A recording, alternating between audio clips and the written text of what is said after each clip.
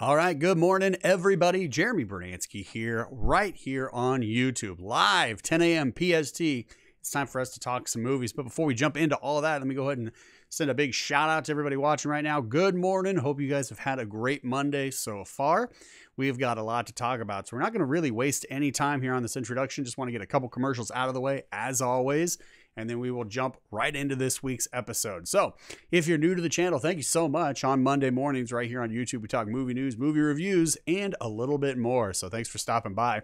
Don't forget to click the subscribe button and hit the bell as well. That way you can make sure to catch all the additional content that drops throughout the week, because we do have movie reviews, etc., that all drop periodically throughout the week. So you don't want to miss those. So make sure, again, you hit the subscribe button, click the bell so you get notified when that new content drops so you don't miss out on anything. Also, if you're new or if you're returning, thank you so much for continuing to watch the show. Go ahead and give me the thumbs up if at any point during the show you enjoy any portion of the show, because the thumbs up helps people who like movie-related shows find this movie-related show right here on YouTube. Finally, as we go through this week's episode, we're going to talk about some articles. We're going to look at some things. All of those are right down there in the description box for you guys. You can check those out. Just hit the little arrow, expand the description box, and all of the articles and everything that we'll be referencing are going to be down there waiting for you so you can follow along as well if you so choose. If not, and you just want to hang out and just listen to the mellifluous sound of my voice, you can do that too. But if you want to be more hands-on, articles are down there waiting for you. Also, if you have any interest in starting your own YouTube channel, Twitch stream, IGTV, Facebook Live, etc., go ahead and check out the links down below as well for some entry-level gear to get you started, to get your content out there, right? Onto the interwebs, onto the internet for all of your future fan base or future friends to check out. All right. We have a lot to talk about, so let's not waste any more time. This week, we're going to take a look at the weekend box office report, and then we had two award shows. That's right, count them, two award shows happen over the past week, and we're going to take a look at some of those as well. We had the Oscars, the big one for film, right? The Oscars, the Academy Awards was last night, and then we also had the Razzies. Now, we aren't going to take a look too much at the Razzies. We'll just take a look at maybe one or two, but the Razzies is the best of the worst films last year, and obviously the Academy Awards, the Oscars, is the best of the best in film for last year. So we'll take a look at those, and we're going to take a look at the weekend box office. Now, over the past weekend, I got out to the theater to see one film, and that was the new How to Train Your Dragon, The Hidden World. So I got out to see that yesterday. So we're going to take a look at some initial thoughts there, but my full review will be dropping on the channel later this week. So again, hit subscribe, click the bell so you don't miss that once it drops on the channel. Spoiler alert, I really enjoyed it. If you've enjoyed this series like I have, you know, definitely consider checking this one out with your kids, or you can just, like I went by myself, like you can just go check the film out as an adult, like no big deal. It's still a fun movie. It's still a good story. Animation's super good. So there's a little initial spoilery goodness for you. Sneak peek at what's coming in the review. So thanks for watching. All right. Also, make sure to follow us on Twitter at Brunansky's Vlog, because after I see the films, I throw up a quick tweet review just to give you my initial impression of the film. So you're not going to want to miss those. And I also provide any updates for the show. So if we're going to be running late, if the show is changing times or days or anything like that, that's all going to be dropping on Twitter. So again, make sure you're following us there at Brunansky's Vlog. So let's jump into this week's episode. Like I said, we're going to take a look at the weekend box office and see what you guys were watching, because as you just heard, I got out to see How to Train Your Dragon. So let's jump into the top five real quick here. Coming in at number 5, we have Isn't It Romantic at 7,510,000. Number 4, Fighting With My Family at 8,012,000. Number 3, The Lego Movie 2, the second part, at 10,015,000. Number 2, Alita Battle Angel at $12 million. And How to Train Your Dragon, The Hidden World, coming in, cruising with a big monster lead of $55,527,000. So very big opening weekend for How to Train Your Dragon. It looks like everybody was out in the theaters to check this one out, right? Because when you have a number 2 film coming in at 12 million and then you jump up to 55 million for your number 1 spot, that's a pretty big difference. That's a pretty big gap. So congratulations to everybody over at Universal who worked on How to Train Your Dragon. I think you guys created a film that was worthy of the money that it made, right? I think this was a pretty good story. I think this was a good third film in this trilogy, right? So I enjoyed it, but let's go back to number 5. and then work our way back up. All right, coming in number 5, Isn't It Romantic? I just saw this one. My review is up on the channel right now. If you want to check that out, just go to the movie review playlist. It's waiting for you. But overall, I really enjoyed Isn't It Romantic? I thought it was much better than I anticipated. When I walked into the theater, I expected to laugh and just kind of have a good time. And I did. I had exactly that plus some more. So if you haven't seen Isn't It Romantic, I recommend you check it out, right? Take your girlfriend, take your boyfriend, whatever the case may be. Just get out to the theaters with that special someone and check this one out, because this is a fun date movie for sure. This is a fun date movie. You guys are going to laugh. Yeah, it's just a feel-good comedy. So check it out. And coming in at number 5, from week 1 to week 2 with a 47% drop. I'm going to go ahead and attribute a lot of this to the fact that, you know, you had the Valentine's Day push, right? So couples are getting out. Maybe they're not even couples yet. Maybe they're just people dating. But who has a first date on Valentine's Day? That's so weird. But anyway, maybe you do. I don't know. It's 2019. Have some fun, people. But you get out to the theater and you see this film with someone, and then, you know, Valentine's Day's over and you kind of go back to your regular routine. Maybe the Valentine's date didn't go so well and you're like, yeah, this person is definitely not who I thought they were. No mas, right? No mas on the dating scene. So you don't go back out with them. You don't see this film a second time. You don't even want to go see it a second time yourself because you don't want to remember that bad date, right? I get it. No big deal. We've all had bad dates. I understand. But Isn't It Romantic still worth your time? I still think people should get out and check this film out. Don't let a bad date, if you had one, ruin it for you, right? Get back out, still support this film. It's a lot of fun. You'll still laugh, I promise you. The characters in it are really good. The story in it is really good. I was surprised at how many song and dance numbers they had.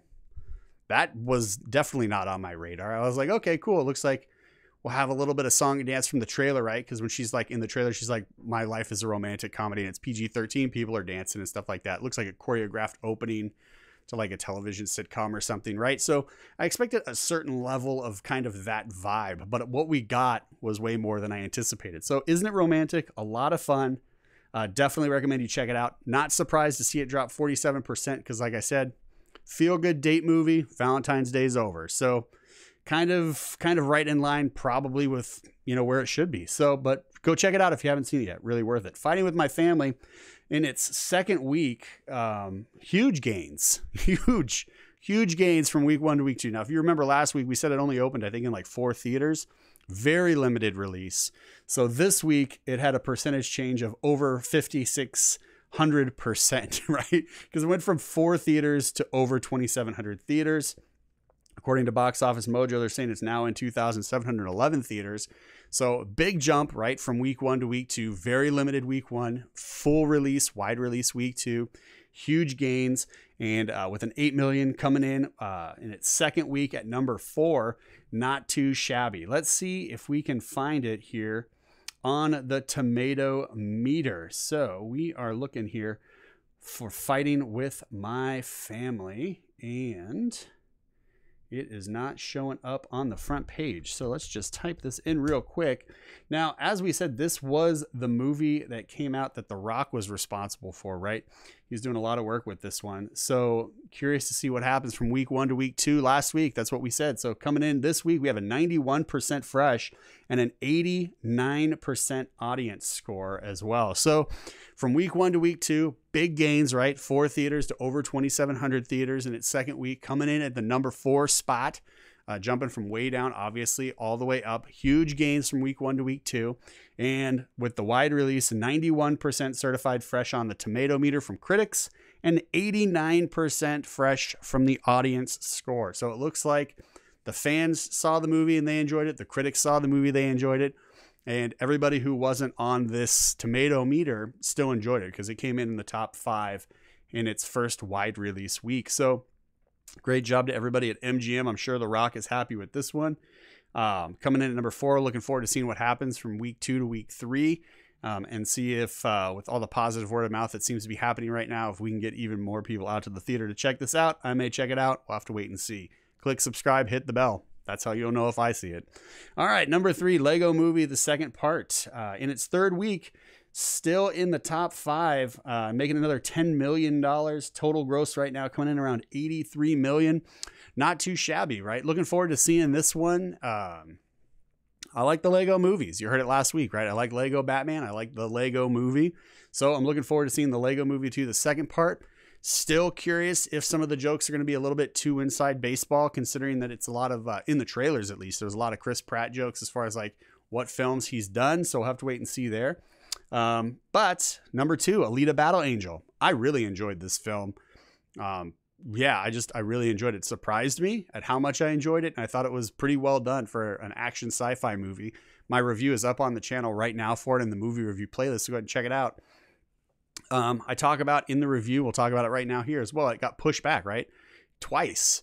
So I wasn't overly like optimistic that the film I was going to be watching was just going to be this stellar story with these great characters or anything like that, because 2 dates pushed back, that doesn't bode well for the film, right? But when I walked into the film, I was like, expectations are down here. And when I walked out of the film, I was like, wow, I'm really glad I went to see this, because this was a lot of fun. You don't get a lot of character development. You don't get a lot of world building, but the story moves really quick. The action scenes in it are nonstop. It's a lot of fun, and I really enjoyed it. So if you haven't seen it yet and you just want to go check out a film, it's a fun action sci-fi film with a lot of good looking CGI, like, because the monsters or robots or whatever you want to call them, the half human, half robot, cyborg, bounty hunter monster things, they're just cool designs, right? Each one is very different from the other one, and it just looked cool. So check it out. I'm definitely recommending you guys see Alita Battle Angel. We talked about it a little bit. The critics didn't give it too good of a score, but the audience seemed to enjoy it, and I agree with the audience, right? Because like I said, I thought it was just a fun movie that I could turn my brain off in and just kind of enjoy the spectacle that was happening on screen. 59% rotten from the critics, 94% certified fresh from the audience score. So again, critics saw a completely different film than what we, the audience, saw, and I'm going to side with the audience on this one. Check out Alita Battle Angel. How to Train Your Dragon, The Hidden World. Again, really enjoyed the story. It's a story about growing up and growing apart, right? Sacrificing things for the people you love so that everybody can kind of like grow up and move into that next phase of life, right? Pretty adult concepts as far as kind of like where people are in life, right? Because this is a kid's movie. It's a cartoon. It's a family film, but what they're dealing with is pretty grown up, right? It's pretty adult. And I thought they handled it pretty well. So if you haven't seen this, or if you have any interest in seeing this, I'm going to recommend you still check it out. If you've seen the other ones, I think this one is a nice tack onto that already existing story and that existing world. So definitely go ahead and check out How to Train Your Dragon. That review for that one will be dropping on the channel. So again, subscribe, hit the bell. All right, real quick, let's jump down to the number 10 spot. We have Tim Tebow's film Run the Race. This came in at number 10, bringing in $2,273,050 in its opening week, coming in just under 1,000 theaters at 853 theaters. So looking forward to seeing this one as well. Now, Run the Race on the tomato meter. Again, we have got a big divide between critics and the audience. So the critics gave it a 40% rotten, but we had an audience score of 92% certified fresh. So again, looking forward to seeing this one and seeing what this one's about. But we have a big divide, right? Critics saw one thing and they just didn't like it. And then the people who went to see it, the audience scored it really well. So not sure what the critics were looking for that they didn't find, but whatever the audience was looking for, they found it and they seemed to really enjoy it.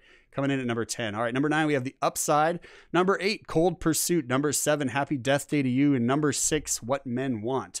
Now, out of these top 10, you can check out my reviews for The Upside, Isn't It Romantic, and Alita Battle Angel. Those are all up waiting for you guys right now. So check it out. And then if you have seen the movies that are on that top 5 that I haven't listed yet, especially films like Happy Death Day to You, go ahead and leave your comments in the comments section below and get that conversation started in the comments section with fellow film fans. All right, we're going to go ahead and move now real quick right into what was going on this weekend with the awards ceremonies, right? We had the Razzies. Now, we've talked about, not really surprising to see the worst film of the year, right? Because we talked about this before as far as the box office was concerned and just how abysmal it did at the box office. And the worst picture of the year, according to the Razzies, was Holmes and Watson. And it beat out Gotti, The Happy Time Murders, the new Robin Hood movie, and Winchester.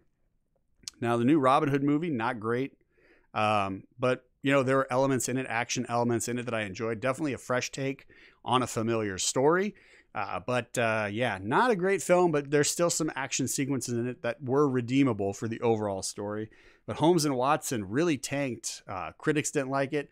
Audience didn't like it. The box office, it just bombed. So not too surprising to see worst picture of the year going to Holmes and Watson. I haven't seen it yet, but now that I know the Razzies gave it the worst film of the year, I'm more inclined to see it because I want to see, there's a part of me that wants to see like how bad is this film when everybody didn't like it. It didn't do well at the box office and it won the Razzie for worst film of the year. Now my curiosity's peaked, right? So I may actually check out Holmes and Watson. I don't know. We'll have to wait and see about that for sure. But yeah, worst film of the year. And then it also won worst remake, ripoff, or sequel. So coming in twice for Holmes and Watson. And then the worst director also went to Ethan Coen for Holmes and Watson as well. So big day for Holmes and Watson at the Razzies. Now, if you want to see other winners of the Razzies, who were the winners, right, for the worst in film, you can go ahead and check those out. That link is down below. But we're going to go ahead and move now into the Oscars. Now, the Oscars happened last night. Went off, right? No, we had some initial issues, right? We didn't have a host. Apparently, the Academy has no sense of humor anymore. They're really kind of falling to the wayside of kind of just not having a good time, not having fun, don't know how to take a joke, as most people seem to do in today's day and age. People are really losing their sense of humor, and it's sad. But yeah, so we didn't have a host last night for the Oscars. I didn't watch the Oscars because I had other things I needed to do. And to be honest with you, I like to celebrate the art as opposed to the artist's politics that go into creating the art, right? So if the award ceremony was like, yeah, here are kind of the winners of the thing, and then they walked up and they talk about what a great experience it was and everything like that, that's a completely different vibe than me having to sit through and listen to their political views that I really don't care about at all. I would prefer just to hear kind of their excitement for winning the award, the people that, you know, were supporting them and helping them and trying to create this vision to bring it to life and everything else, really celebrating the art, because that's what the Oscars are supposed to be about. The art of filmmaking, all of the people that go into making these films, right? Editing, costume design, sound design, actors, actresses, production, directors, the films themselves, all of the things, the technical aspects that go into creating these films to bring these pieces of art to life for us so that we can experience these different worlds, these different stories, these different points of views.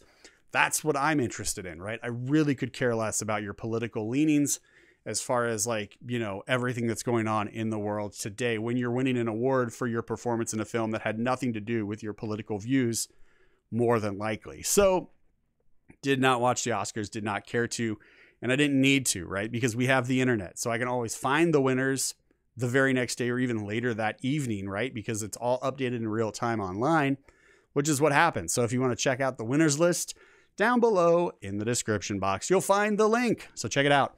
So we had a couple people here, and there's an article that went up on Fox News by Raymond Arroyo.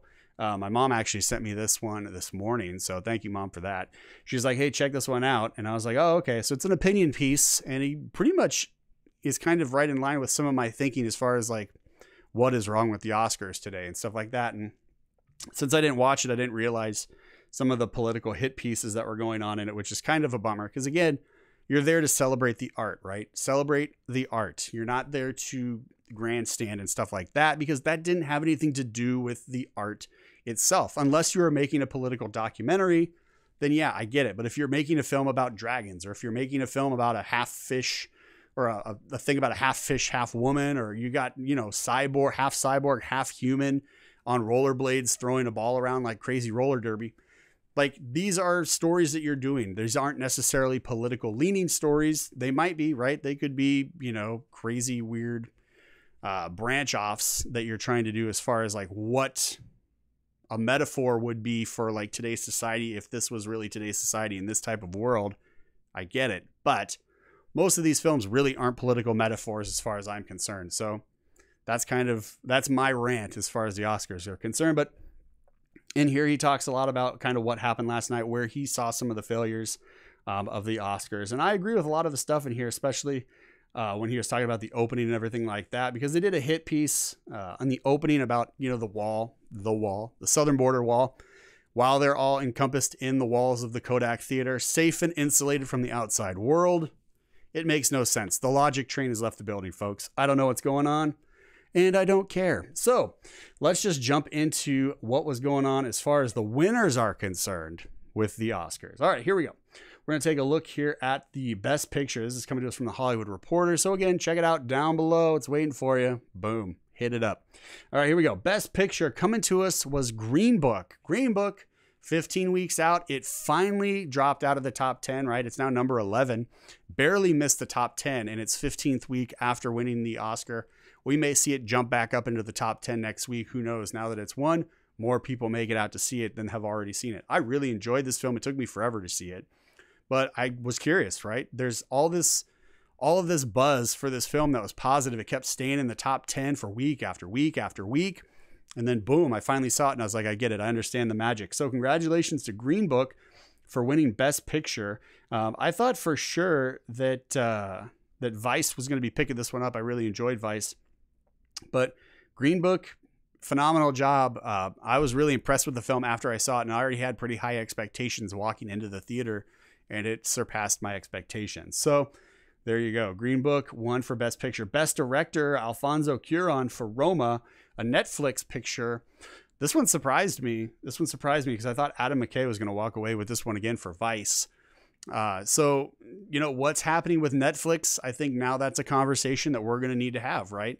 You have the Best Director won for a film that he released on Netflix. That's a big statement for Netflix that really puts more clout in their pocket as far as I'm concerned, because now they're bringing on Oscar-winning, they're Oscar caliber directors now is what they can officially say with this win, because this went straight to Netflix, right? This wasn't a film as well for, you know, having a director come in and make a film specifically for Netflix that he was able to win the award for. Best Actress, this one I called. Now, if you click the link below, I wrote an article of my predictions on some of the categories. This is one of the categories. I thought Olivia Colman was going to win for The Favorite, and boy, did she. So congratulations to Olivia Colman there. Best Actor, you know, I thought Christian Bale was going to get this for Vice, but I said on the show I would not be surprised if my prediction was wrong, and it was wrong. Rami Malek got it for Bohemian Rhapsody. I thought he did a great job in that role, so not too surprising at all to see him win for his role in Bohemian Rhapsody as Freddie Mercury. Best Supporting Actress, Regina King for If Beale Street Could Talk, and Mahershala Ali for Green Book for Best Supporting Actor. So congratulations to both of them. Spike Lee won for Best Adapted Screenplay for Black Klansman. And then Best Original Screenplay, another big win for Green Book, went to Green Book. Best Cinematography, again, going to Netflix right here.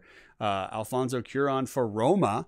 So he won for Best Cinematography. He got Best Director. Netflix has got to be really happy this morning. I'm sure it was really happy last night after the awards ceremony as well. Best Costume Design, I said Black Panther would probably win. It's in the article. It's in print. You can't argue with it. It's there. And I was right. Black Panther did win for Best Costume Design. Best Makeup and Hairstyling, we had Vice.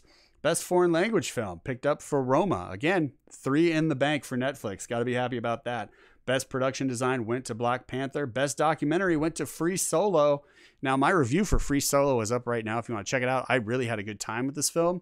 As somebody who used to rock climb, I was really interested to see how they were going to capture this story. And I was really impressed with the job that they did capturing the story of this guy wanting to climb just thousands of feet in the air without any rope or security at all. Just a free climb all the way up the face of the mountain. Craziness. Definitely check this one out. This is a worthwhile documentary. If you can see it in IMAX, do it, because that's how I did it. Best Original Song went to Shallow for A Star Is Born. So congratulations there. And Best Original Score went to Black Panther. So Ludwig Göransson picked that one up. Best Sound Editing for Bohemian Rhapsody. Best Sound Mixing for Bohemian Rhapsody. Best Visual Effects. My goodness, people, out of all of the awards, this one surprised me the most. Now, I haven't seen this film yet, so I still need to see it now to be able to say whether or not I agree with this decision. But Best Visual Effects, it did not go to Avengers Infinity War. It did not go to Christopher Robin. It did not go to Ready Player One. It did not go to Solo, A Star Wars Story. No, best visual effects went to First Man. I don't know. I don't get it. Like I said, I haven't seen it yet, so maybe when I see it, I'll get it. But out of all of these films, as far as visual effects are concerned, First Man, I can't imagine that the visual effects in this film were better than what I got from the other films. Now, if the Academy was leaning more towards films that use visual effects that maybe you couldn't notice, so that the visual effects were more subtle and more believable and more real, than say what we got from Avengers Infinity War, Ready Player One, and Solo, A Star Wars Story, where you can absolutely tell there's a lot of great visual effects works that went into these films and creating these worlds and building out all of the people in the worlds and everything else. Maybe that's why they went that way. Stuff that is a little bit more subtle and just kind of fits into the picture so it doesn't look like special effects. I don't know. I haven't seen the film. I can't say, but out of all of them, I think the one that surprised me the most was this category for best visual effects, going to First Man over Infinity War, Christopher Robin, Ready Player One, or Solo, A Star Wars Story. Best film editing also went to Bohemian Rhapsody. Best animated feature went to Spider-Man Into the Spider-Verse. No surprise there. Spider-Man Into the Spider-Verse, really good time. Best animated short went to, I believe it's pronounced Bo, and that was the short Pixar animated with the mother and the little dumpling that comes to life. And yeah, there's plenty more on the Hollywood Reporter page, but there's some of the winners. So the big surprise for me was First Man. And again, that was in visual effects, right? That's not best picture. That wasn't best actor or anything like that. I think overall, I think we kind of expected who won to win, except for maybe visual effects. As far as I'm concerned, I definitely didn't see Roma picking up as many awards as it did, but I haven't seen it yet. So again, just like First Man, maybe after I see Roma, I'll understand. But Netflix has got to be happy. Everybody that worked on Roma's got to be happy. And congratulations to everybody who worked on Green Book, because a really great film, a really great story. I thought the actors in it did a really good job. And, you know, overall, I understand what the magic of this film is after I saw it. So if you haven't seen Green Book yet, I'm giving you my recommendation to check it out. You want more information, check out my review on the review playlist. And it also just picked up Best Picture last night at the Academy Awards. So there you go, folks. There are your winners. And that is pretty much going to wrap it up for us right here on this Monday morning episode of Brunansky's Vlog. Thank you guys so much for sticking around and checking out the rest of this week's episode. If you haven't seen any of those films that we just talked about, if you have, go ahead and leave your thoughts. If you haven't, maybe go check them out, because there's a lot of good stuff in theaters right now. If you are so inclined to get out and just kind of immerse yourself into a crazy different world than what is happening in reality, you can do it. There's plenty of different worlds at your local movie theater to explore. So go check those out. I'm Jeremy Brunansky. Thank you guys again so much for sticking with me here to the end of this episode.